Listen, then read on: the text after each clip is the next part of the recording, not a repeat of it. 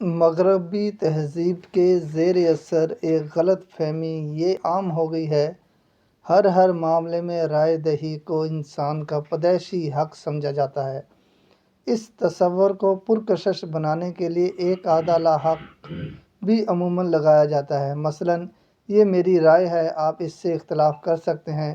دینی مذہبی موضوعات میں اس مغالطے کا استعمال بکثرت ہوتا ہے۔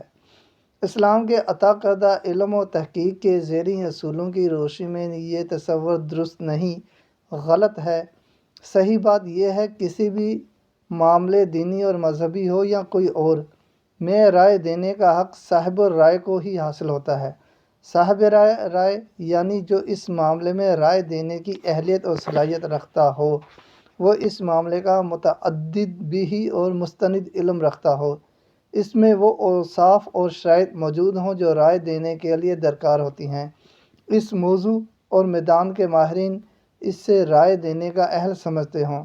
اگر ایسا نہیں تو پھر اس کا کام خواہ مخواہ رائے دینا نہیں، بلکہ مستند اور دیانت دار اہل رائے کی پیروی کرنا اور اس کی بات پر اعتماد کرنا ہے۔